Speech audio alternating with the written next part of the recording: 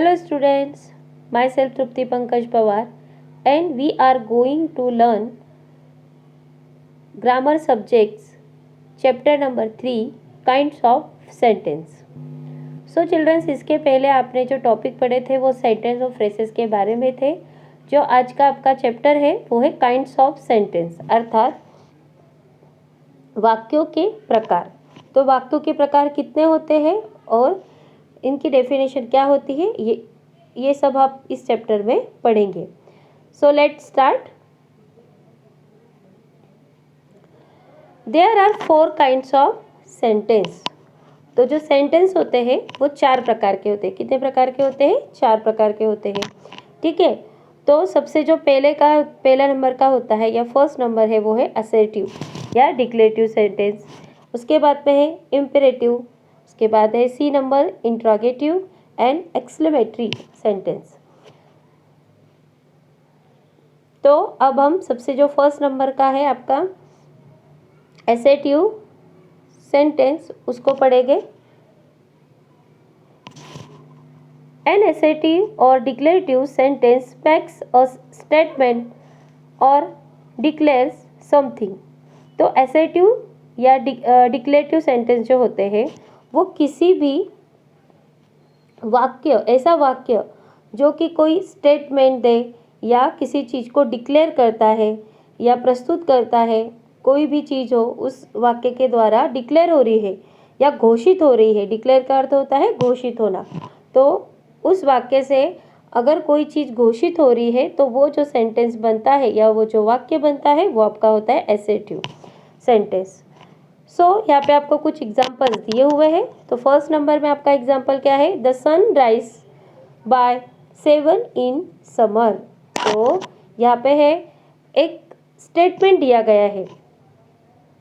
Statement क्या है कि सनराइज जो सूर्योदय होता है वो समर में अर्थात गर्मियों के दिनों में 7 बजे से ही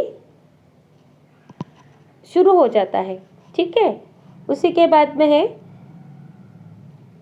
सेकेंड नंबर में I wake up by 8 every day. तो यहाँ पे एक चीज़ को डिक्लेयर किया जा रहा है। क्या डिक्लेयर किया जा रहा है? कि मैं रोज़ सुबह 8 बजे उठता हूँ। 3 नंबर में है today all of us will be of for a picnic. आज हम सभी पिकनिक के लिए जाएंगे। तो ये चीज़ जो होती है वो डिक्लेयर की गई है। तो ये क्या हो गए आपके असर्टिव सेंटेंसेस। तो असर्टिव सेंटेंसेस के कुछ रूल्स है, वो क्या है? An assertive sentence always ends with a full stop. तो असर्टिव सेंटेंस जो होते हैं उनका एंड जो है अर्थात अंत जो है वो हमेशा फुल स्टॉप के द्वारा किया जाता है। यहाँ पर आपको दिख रहा है हर सेंटेंस के बाद में फुल स्टॉप लगाया गया है। तो जब भी आप असर्टिव सेंटेंस को फिनिश करते हैं, उसे लिखते हैं, तो आपको अंत में फुल स्टॉप या एंड में फुल स्टॉप लगाना है। अब है सेकेंड नंबर का पढ़ेंगे आप।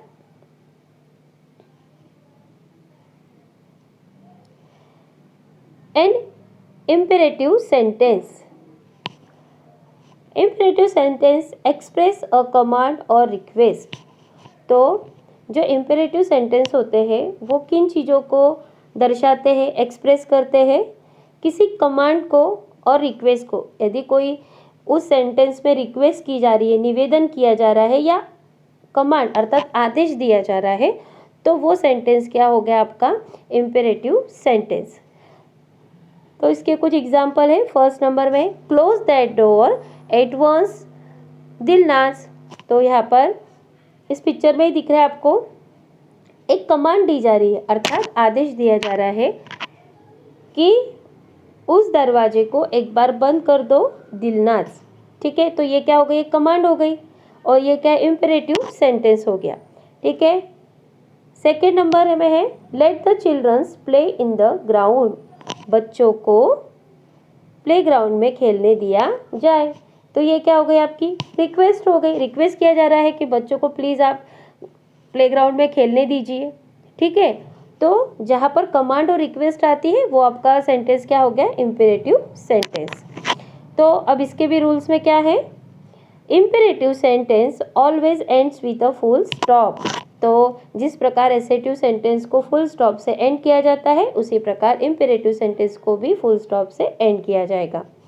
अब 3 नंबर में है interrogative sentence. An interrogative sentence ask a question. जिस वाक्य में, जिस सेंटेंस में प्रश्न किया जाता है या क्वेश्चन किया जाता है, उस सेंटेंस को इंटरोगेटिव सेंटेंस अर्थात प्रश्नवाचक वाक्य कहा जाता है। तो सबसे फर्स्ट नंबर का एग्जाम्पल क्या है? Would you like some more tea? क्या तुम्हें और चाय चाहिए? तो यहाँ पे प्रश्न किया जा रहा है, तो ये क्या हो गया आपका इंटरोगेटिव सेंटेंस। सेकेंड नंबर में है which sandwich would you like to have? किस प्रकार का सैंडविच तुम्हें पसंद है या तुम पसंद करते हो? तो ये भी एक क्वेश्चन हो गया, एक प्रश्न हो गया, तो ये क्या हो गया इंटरोगेटिव सेंटेंस।